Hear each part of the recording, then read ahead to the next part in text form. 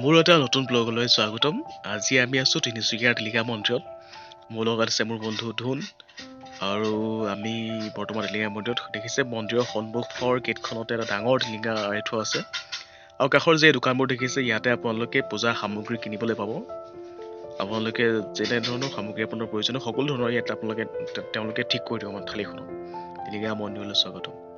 মাতি থাকিব আপোনালোক যোৱাৰ লগে লগে আহক আহক আহক বুলি কৈ পোৱাৰ লগে লগে আপোনালোকে পূজাৰ কাৰণে যিখিনি দৰকাৰী সামগ্ৰী ধূপ ধূনা চাকি টিলিঙা নাৰিকল সকলোখিনি দিব। সেই ধন আছে ইয়াত। তাৰপিছত আপোনালোকে কৈ সেই পূজাৰীজন তাতে থাকে একেবাৰে শেষত।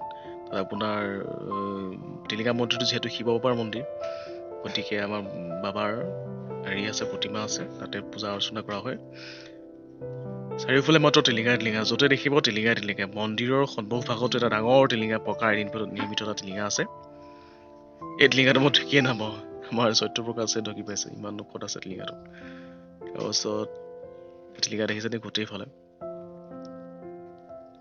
তাতে থালিখন লৈ যোৱাৰ লগে লগে আপোনালোকে পূজা অৰ্চনা কৰি দিব পূজাৰীয়ে। পূজা অৰ্চনা কৰাৰ পাছত এই কাষৰ টিলিঙাবোৰত কোনোবা এঠাইত আপোনালোকে টিলিঙাটো আপোনালোকৰ যি মনোকামনা আছে সেই মনোকামনা বিচাৰি টিলিঙা ইয়াৰ কোনোবা এঠাইত বান্ধিলেই হ'ব। বান্ধিব লাগিব। তাৰপিছত কিমান ডাঙৰ টিলিঙা আছে, টিলিঙাবোৰ ইয়াত বন্ধাৰ পাছত ইয়াৰ যিবোৰ খুঁটা আছে মন্দিৰৰ প্ৰাংগণত মানে ভিতৰত এই খুঁটাত আপোনালোকৰ ৰছী দিবই আপোনালোকৰ লগতে তাতে থালিখনত। আৰু 3 পাক কৰি ঘূৰাই সেই পাছৰ খুঁটাবিলাকত মেৰিয়াই দিব লাগিব। মেৰিয়াৰ পাছত আপোনাৰ মানে বিধিযোৰ যিটো সেইটো আপোনাৰ সম্পূৰ্ণ হ'ল। তাৰপিছতে আমি ইয়াতে অলপ দেৰি ইয়াত আপোনালোকে মানে পজিটিভ এনাৰ্জি এটা নিজে ফিল কৰিব পাৰিব। মন্দিৰলৈ গৈ আধ্যাত্মিকতাৰ এটা মানে অনুভৱ হ'ব আপোনালোকৰ। সকলোৱে অতি শ্ৰদ্ধাৰে আহে, সকলোৰে মনোকামনা পূৰ হওক, আমি সেইটোৱে বিচাৰোঁ।